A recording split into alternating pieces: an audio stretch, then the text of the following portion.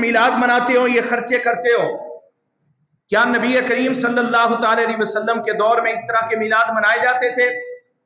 اس طرح میلاد ہوتا تھا؟ آج تم یہ خرچے کرتے ہو، لائٹنگ کرتے ہو، سٹیج بنا رہے ہو، علماء کو بلا کے یہاں جو ہے وہ خطابات کروا رہے ہو، نعتیں پڑھی جا رہی ہیں، لنگر تقسیم کیے جا رہے ہیں۔ مجھے بتاؤ کس صحابی نے اس طرح کا میلاد کیا ہے؟ میں پوچھتا یہ ہوں کہ کس صحابی نے میلاد اس طرح منایا کہ لوگوں کو اکٹھا کیا، سٹیج بنائے، دیگیں چڑھائیں اور اس کے ساتھ ساتھ گلیوں کو سجایا، مساجد کو سجایا؟ کس صحابی نے اس طرح کیا ہے؟ میرا سوال یہ ہے، اس کا جواب بعد میں دیتے ہیں، قرآن سے بھی احادیث سے بھی اس چیز کو کہ میلاد کیا ہے یہ بعد میں ثابت کرتے ہیں۔ میرا سوال ان سے یہ ہے، یہ بتاؤ کہ کس صحابی نے اپنے بیٹے کے ولیمے پہ 3 4 کھانے پیش کیے ہوں؟ تم کہتے ہو کہ وہ کام کرنا چاہیے جو نبی کے دور میں ہو اور جس کی نبی نے اجازت دی ہو یا نبی کے صحابہ نے کیا ہو۔ میرا سوال یہ ہے کہ کس صحابی کے بیٹے کے ولیمے پر اس طرح کی دیگیں چڑھی ہوں؟ اور سب سے زیادہ بڑھ کے سائیں انہیں تو بڑی شادی کی تھی، سائیں کٹے دا گوشت دیتا سی۔ مجھے یہ بتاؤ حضور کے دور میں یہ کٹے مٹے تھے؟ بریلر آج جو شادی پہ پکایا جا رہا ہے، کیا نبی کے دور میں یہ بریلر مرغی تھی؟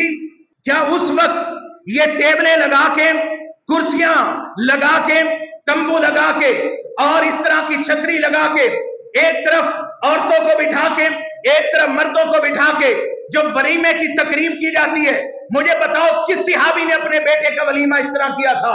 اگر آج اپنے بیٹے کے ولیمے پر گھر سجا دیا جائے، گلیاں سجا دی جائیں، گھر میں لائٹنگ لگا دی جائے، گلیوں میں لائٹنگ لگا دی جائے، اس کے ولیمے پہ کٹے کا سالن چلا دیا جائے، کیا ہے بریانی چلا دی جائے، کیا ہے کہ زردہ چلا دیا جائے، اس کے وہ ولیمے کے اوپر 4 5 7 کھانے دیے جائیں، یہ سارا جائز ہے؟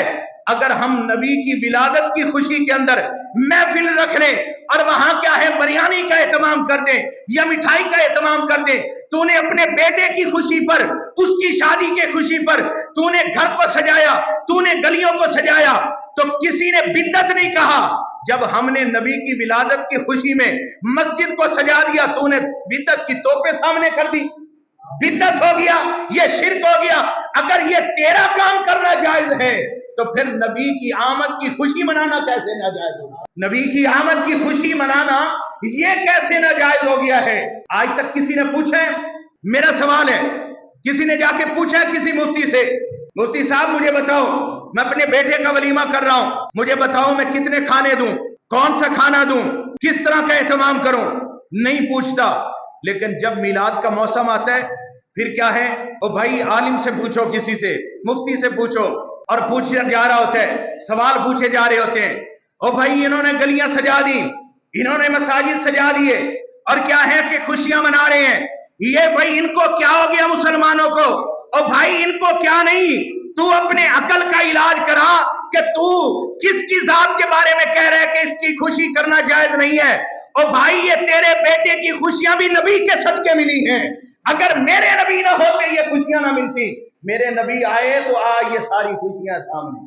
لیکن ادھر سب کچھ کر لو، یہ جائز ہے، لیکن نبی کی ولادت کی خوشی جب بنائی جائے تو پھر سب کچھ ناجائز ہو جاتا ہے۔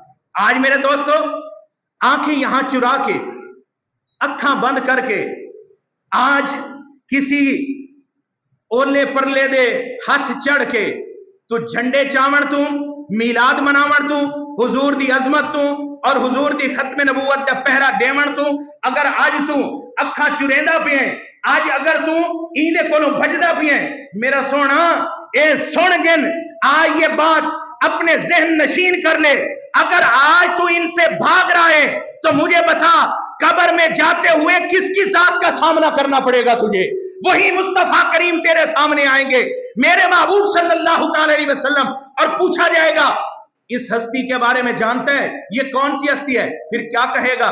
یہ تو وہی ہے جس کے جھنڈے اٹھانے سے میں روکا کرتا تھا، ये तो वही हैं जिनको मैं मानने से लोगों को रोका करता था। नहीं, बल्कि जब वो मुस्तफ़ा करीम सामने आए तो अगर यहाँ तू झंडे उठाता होगा ना, अगर यहाँ तू नाते पढ़ता होगा, अगर तू यहाँ मेरे मुस्तफ़ा करीम की बातें करता होगा, जो आंख खुलेगी वद्दुहा का चेहरा सामने नजर आएगा, पूछा जाएगा ये कौन है, तो कहा जाएगा ये तो वही है कि मैं मर मर के पहुंचा हूं यहां तक एक दिलरुबा के वास्ते। मैं कहता आया ही सदके मोहम्मद मुस्तफा, मैं आया यहां इसलिए हूं कि मुझे पता था आंख बंद होगी, कब्र में जब खुलेगी तो मुस्तफा करीम की जियारत हो जाएगी। खल्क से औलिया, औलिया से रसूल, खल्क से औलिया, औलिया से रसूल, और रसूलों से आला हमारा नबी।